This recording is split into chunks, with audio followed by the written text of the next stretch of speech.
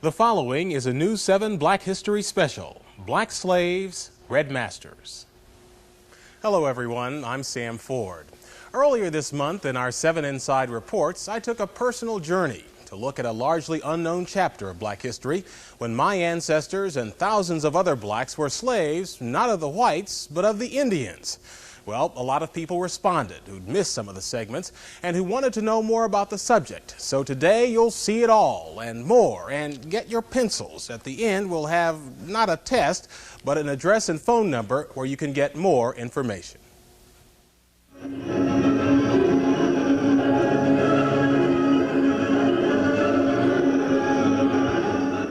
Every summer at Tahlequah, Oklahoma, the Cherokee Indians sponsor their Trail of Tears pageant, the story of how the U.S. government robbed the so-called 5 civilized tribes of their homelands in the South and moved them by force to Oklahoma.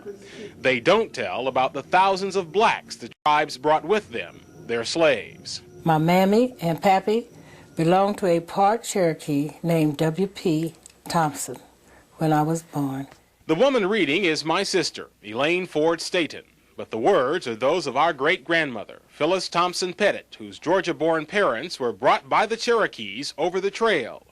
Johnson Thompson was Phyllis's brother. Before that, Pappy had been owned by 3 different masters. One was the rich Joe Van, who lived down at Weber's Fall, and another was Chief Lowry of the Cherokees. My cousin, Maurice Shepard, reading the words of his great-grandfather. The interviews were conducted 52 years ago here at Fort Gibson, Oklahoma, when both my great-grandmother, Phyllis Pettit, and her brother, Johnson Thompson, were in their 80s, part of a federal writers project. Now, both of them are buried in this cemetery.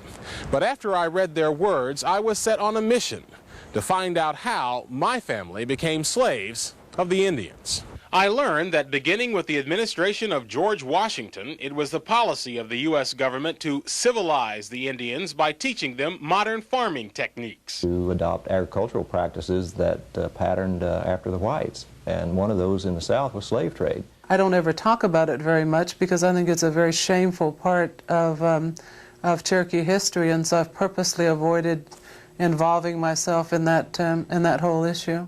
While the current chief may be ashamed, at the Cherokee Museum today are slave bills of sale, including one for 3 slaves bought in 1841 by then Principal Chief John Ross. The chief and his brother Lewis were among the biggest slaveholders in the tribe. Indeed, many of my mother, Kathleen's ancestors, the Rosses, were owned by the chief's family. They were Southerners.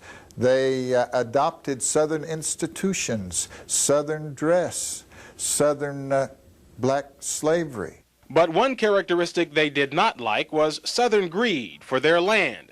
By 1830, through wars and treaties, the 5 tribes had lost most of it. Then they were all ordered to move west to Oklahoma. 4 of the tribes left, but the Cherokees took their case to the U.S. Supreme Court and won. At least they won the lawsuit. Then the man on the $20 bill stepped in. And President Jackson essentially told the Supreme Court, you know, you made your ruling in favor of the Cherokees, now, you know, try to enforce it. As president, Andrew Jackson controlled the army, so 14,000 Cherokees and 1,600 slaves were herded to Oklahoma, some groups in winter, with about a quarter of the Indians and blacks dying along the way. You got plenty of Indians right today don't like Andrew Jackson in this area. 84-year-old Luther Scales, who describes himself as 1/4 black and 3/4 Indian, is president of the Coweta, Oklahoma Historical Society. He remembers stories his Creek Indian grandfather told him about the removal, which was devastating for the Creeks as well.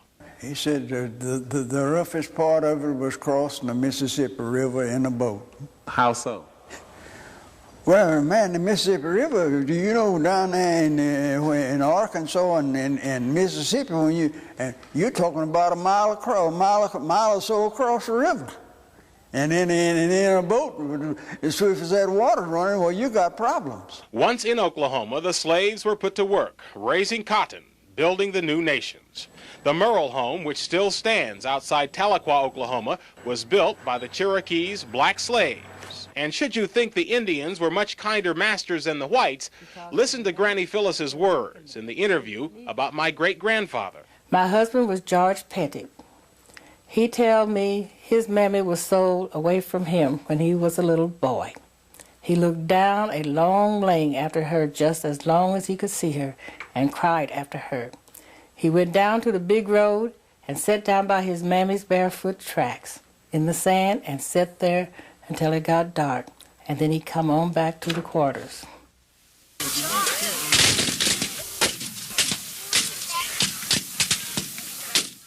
Oklahomans reenacting the Civil War Battle of Honey Springs.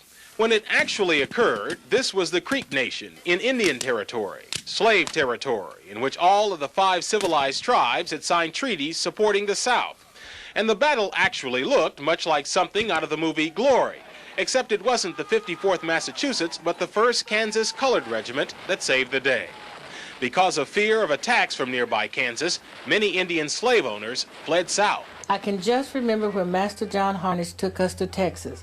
We went in a covered wagon with oxen and camped out all along the way. My sister, Elaine Ford Staton, reading the words of our great-grandmother, Phyllis Pettit, a girl at the time of the war. In ex-slave interviews conducted by federal workers during the Depression, she told how her brother, Johnson Thompson, and her parents were sold from one Cherokee master to another and taken to Texas. And Pappy done the driving of the oxen. I was set in a wagon and listened to him pop his whip and holler. On the square of the old Cherokee capital in Tahlequah, Oklahoma, stands a monument to Cherokee Confederate war dead. But the war here was confusing. While Cherokee Chief John Ross was arrested by the Union Army and shipped to D.C., his mansion was burned to the ground by Cherokee Confederate General Stan Wadey, who just didn't like the chief. And while Creek Chief Samuel Chakotay fought for the South, Apathalea, another Creek chief, fought for the Unions, his slaves at his side.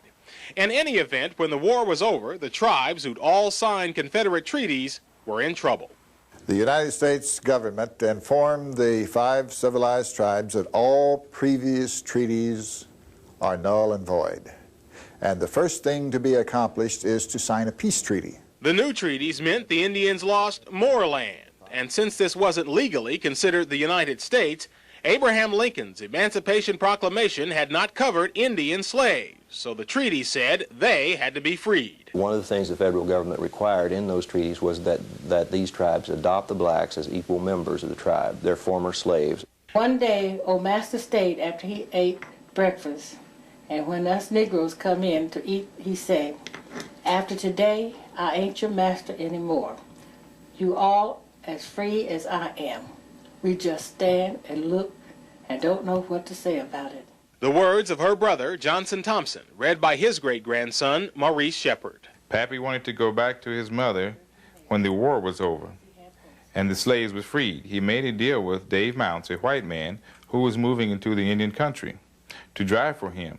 Granny Phyllis described a harrowing trip in which they had to fight off wolves with fire from their camp, a wagon journey over land and water that lasted 5 weeks.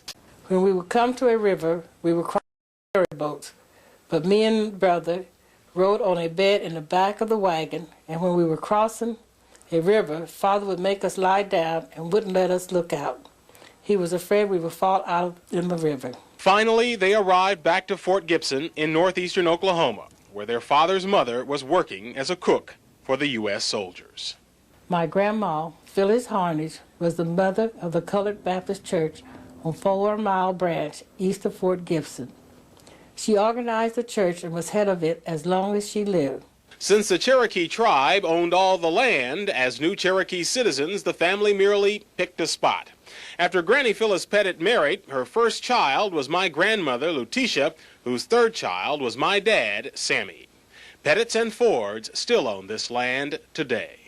Our Black History special will continue in just a moment with more about black slaves, red masters.